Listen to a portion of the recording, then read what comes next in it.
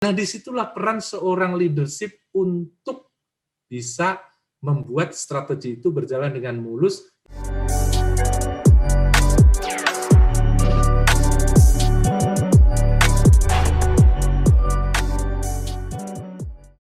Kita balik lagi bicara masalah hal yang berhubungan dengan Radix di part yang kedua. Tadi mengenai leadership, katanya pemimpin ini hobinya Pak Dewo. Saya izin ke Pak Eloy, ke Pak Dewo dulu ya, Pak Eloy ya. Iya. Silakan Pak Dewo. Waduh, pinter kali Pak Eloy ini ya, dilemparnya ke saya bola. Baik teman-teman sekalian, tadi Pak Eloy sudah menyampaikan bahwa di sana ada dua sisi mata uang yang namanya strategi dan eksekusi. Di tengahnya itu ada leadership. Nah, sekarang peranan leader itu apa? Atau sebenarnya leadership itu seperti apa? Atau bagaimana leadership itu sehingga mereka bisa membawa kesuksesan berdasarkan strategi yang sudah ditetapkan dan dieksekusi dengan baik. Saya mau pakai satu kata yang biasa Mas Daris sebutkan juga kalau menyebutkan nama saya, yaitu kata enabler. Enabler. Kalau di saya kan biasa lead enabler, membantu orang lain untuk meloncat lebih tinggi. Nah, seorang leader itu sebenarnya berfungsi sebagai enabler ini, Mas Daril. Kenapa demikian? Berdasarkan survei, itu ada beberapa faktor atau ada beberapa hal yang membuat sebuah strategi itu gagal diterapkan, gagal dieksekusi. Di antaranya, kenapa sih strateginya gagal dieksekusi? Goalnya tidak tercapai karena lack of clarity. Karena tidak jelas, tidak semua orang yang ada di dalam sebuah organisasi itu mengerti dan memahami strateginya apa, bagian saya apa, kontribusi saya apa. Karena mereka tidak ngerti, akhirnya mereka tidak bisa berkontribusi dan eksekusi itu menjadi gagal. Nah, disinilah peran leader sebagai enabler supaya semua orang tahu. Dia harus menjelaskan, harus bisa menjelaskan big vision-nya apa dan strateginya seperti apa sehingga semua orang tahu, oh ternyata strateginya seperti ini dan bagian saya adalah ini. Itu yang dimaksud dengan enabler. Hal lain yang bisa menggagalkan sebuah strategi yang baik apa atau eksekusi dari strategi yang baik apa? Kita sudah sering sampaikan lack of commitment. Tidak ada komitmen dari orang-orang yang ada di dalam organisasi itu. Apapun alasannya.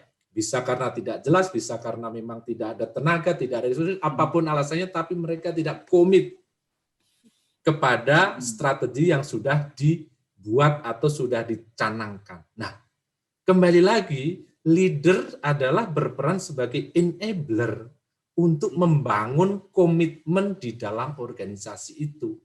Bersama-sama dengan semua orang membangun sebuah komitmen bersama sehingga strategi dapat dieksekusi dengan baik. Ya, kan kira-kira seperti itu Pak Mas Dari. Kemudian juga ada satu penelitian juga yang mengatakan bahwa kenapa strategi itu tidak bisa dieksekusi dengan baik karena tidak ada sinergi, tidak ada teamwork di dalamnya.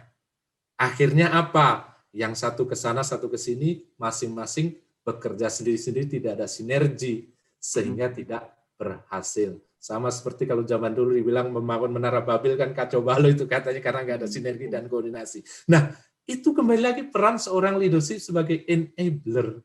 Bagaimana membangun teamwork yang baik, semua bagian, semua fungsi, bahu-membahu, saling membantu, saling bekerja sama, saling berkoordinasi sehingga terbentuk sinergisme.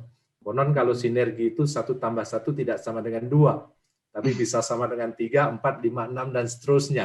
Nah, disitulah peran seorang leadership untuk bisa membuat strategi itu berjalan dengan mulus yang saya istilahkan sebagai enabler tadi. Satu lagi Mas Daril, ada juga yang mengatakan bahwa salah satunya, ini udah agak ke ujung sebenarnya, itu adalah lack of accountability. Jadi mereka sih mengerjakan, mereka sih melakukan, mereka tahu, tapi mereka tidak melakukan dengan accountable, dengan bertanggung jawab. Ya, sekedar dilakukan saja. Nah, Di dalam organisasi, seorang leader juga dituntut untuk menjadi enabler bagaimana dia membangun sistem akuntabilitas yang baik, sehingga setiap orang yang mempunyai fungsi, wewenang, dan tanggung jawab bisa melakukan dengan baik dan akhirnya mempertanggungjawabkannya dengan baik pula. Nah, kalau semuanya itu bisa dilakukan oleh seorang leader, yang notabene saya istilahkan enabler tadi, maka seharusnya strategi itu saya rasa bisa kita jalankan dengan baik. Strateginya clear bagi semua orang, membangun sebuah komitmen, semua orang komit untuk melakukannya, mereka bersinergi, dan masing-masing bertanggung jawab, mempertanggungjawabkan secara transparan apa yang dikerjakan, maka akan hasilnya adalah welcome to success, saya rasa. Gitu Mas Ariel. Tunggu. Saya udah baca body gesturnya Pak Ella mau ngomong kayaknya nih. Silakan Pak Ella sebelum saya tambahkan sedikit. Terima kasih. Smart Listener Samba Sonora, tadi Pak Dewo sudah menjelaskan dengan detail Bang, dan bagus sekali. Tetapi saya ingat salah satu talk show kita Mas Daril dengan seorang CEO beberapa waktu yang lalu di tahun 2020.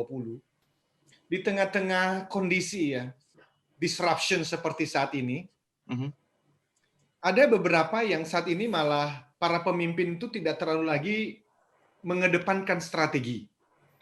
Oleh karena mereka merasa percuma. Strategi yang kita bikin ini dalam hitungan bulan, bahkan bisa minggu kali, menjadi tidak relevan. Oleh karena perubahan itu begitu cepat. Namun saya merasa begini, di satu sisi kita memahami bahwa adaptable itu adalah kunci untuk berhasil di dunia yang penuh perubahan ini. Tetapi tidak berarti kita bermain tanpa strategi, kan begitu. Oleh karena, bahkan kalau kita bicara mengenai VUCA sedikit ya, kita sudah pernah membahas bahwa V-nya itu volatility. Artinya, waduh itu naik turun tuh nggak jelas tuh. Akan jadi seperti apa nanti permainan di Februari ya. Makanya kita mengusung juga Infinite Games. Ini sudah tidak ada lagi siapa pemenang, cara bermainnya bagaimana. Kalau kita bermain bola misalnya, jelas aturan mainnya. Main basket, golfing, jelas aturan mainnya. Itu finite games. Tetapi di dalam hidup dan bisnis, infinite. Nggak jelas cara bermainnya. Siapa yang tiba-tiba muncul, kita setuju. Namun bukan berarti strategi tidak ada. Makanya, Bill George, ini adalah profesor dari Harvard Business School, dan beliau bukan hanya akademisi, beliau juga seorang praktisi, karena beliau former CEO dari Medtronic, ini perusahaan yang sangat terkenal di dunia. Beliau mengatakan, come on, nggak usah takut, volatility itu diganti saja dan menjadi vision. Jadi tetap, di tengah-tengah volatility itu, yang nggak jelas seperti apa permainan nanti, tetap visi harus ada. Nah, visi itu turunan dari strategi sebetulnya. Nah, jadi menurut saya, yes, kita pahami kondisi berubah, disrupsi menjadi teman bermain kita, adaptasi adalah hal yang kita mesti punya, tetapi kemudian volatility, uncertainty, complexity, ambiguity yang menjadi singkatannya VUCA, maka ingat, saya setuju dengan Bill George, ganti volatility menjadi vision, uncertainty ganti menjadi understanding. Artinya apa? Pahami pasar. Tetapi memahami pasar tidak mungkin juga. Big data sebagaimanapun tidak akan mungkin juga memahami secara utuh. Karena itu dia bilang, complexity ganti menjadi courage. Artinya apa? Pemimpin-pemimpin mesti berani kok. Karena kalau nggak akan mungkin ada eksekusi. Dan kemudian di ujung dia bilang, ambiguity, keraguan-raguan, ketidakjelasan, ganti menjadi adaptable. Jadi bikin visi, tapi harus selalu siap beradaptasi anytime within the year. Saya kira demikian.